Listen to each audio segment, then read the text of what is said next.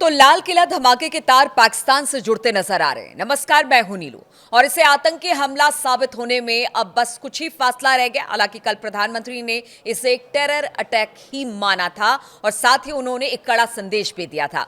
जांच एजेंसियां सारे तार इस वक्त जोड़ने का काम कर रही है, जिसका एक सिरा पाकिस्तान के आतंकी संगठन जैश ए मोहम्मद तक जाता दिखाई दे रहा है। ऐसे में बड़ा सवाल यह उठ रहा है कि अगर आतंकी हमले की पुष्टि हो जाती है तो क्या भारत ऑपरेशन सिंदूर 2.0 के साथ करारा जवाब देने को बिल्कुल रेडी दिखाई दे रहा है। इन सब के बीच अगर प्रधानमंत्री नरेंद्र मोदी की बात की जाए तो उन्होंने कहा कि दोषियों को बख्शा नहीं जाएगा। इस तरह का बयान उन्होंने दिया है और इसके क्या मायने हैं वो भी हम आपको बताते हैं।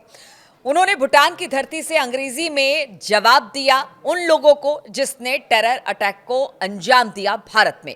कुछ ऐसा ही अंग्रेजी में बयान प्रधानमंत्री ने ऑपरेशन सिंदूर से पहले भी दिया था।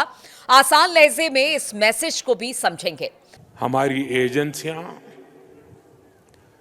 इस षड्यंत्र की तह तक जाएगी। इसके पीछे के षड्यंत्रकारियों को बख्शा नहीं जाएगा।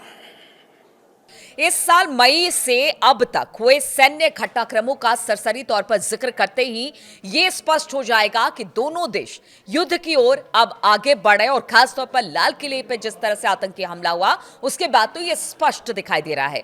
चाहे वो बार बार होने वाला सैन्य अभ्यास हो, बार बार होने वाले हथियारों के परीक्षण हो, बार बार नोटम की घोषणाएं हो या फिर सेना और नागरिक नेतृत्व दोनों की ओर से आने वाले बयान हो।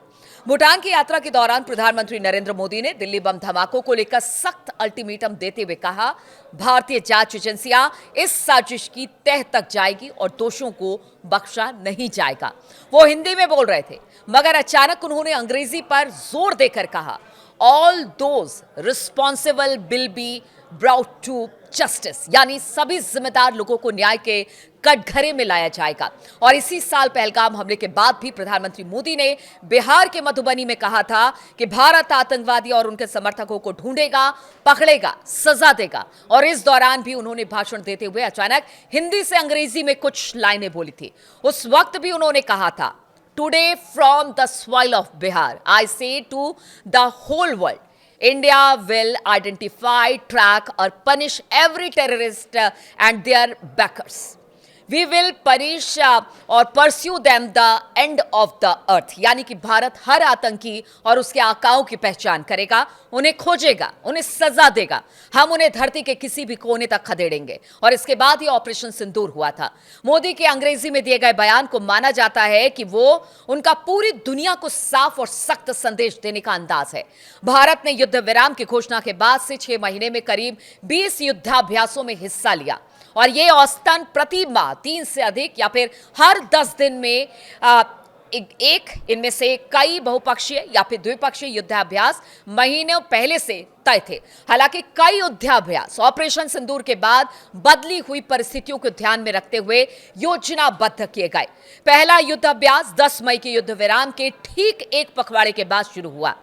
26 मई को भारतीय वायुसेना के गरुड़ कमांडो और अमेरिकी विशेषज्ञ अभियान बलों ने चंडीगढ़ एयरबेस पर टाइगर क्लॉ अभ्यास 26 से 10 जून का यह वक्त बताया जाता है 2025 का, जिसमें उन्होंने भाग लिया।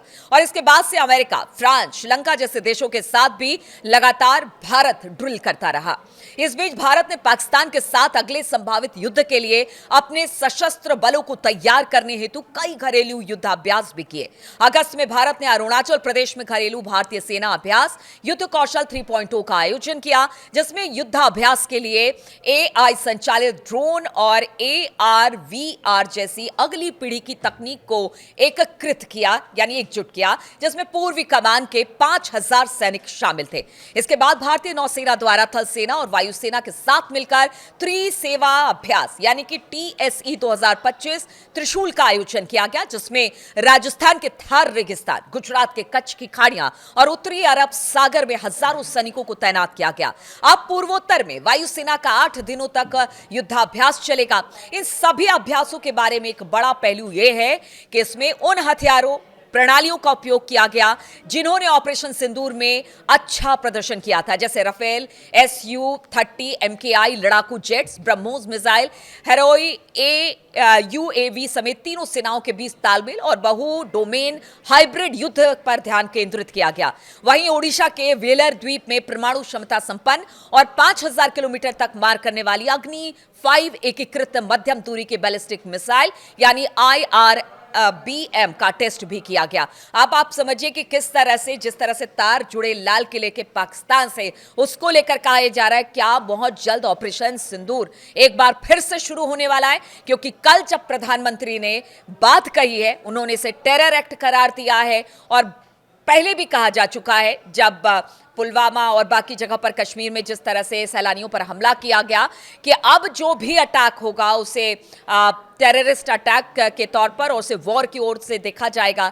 तो क्या अब इंतजार करें कि बहुत जल्द जो ऑपरेशन सिंदूर है 2.0 शुरू होने जा रहा है, क्योंकि प्रधानमंत्री ने तो इसी तरह का एक संदेश देने की कोशिश की है और उन्होंने कहा है कि जो भी दोषी होंगे उन्हें बख्शा नहीं जाएगा।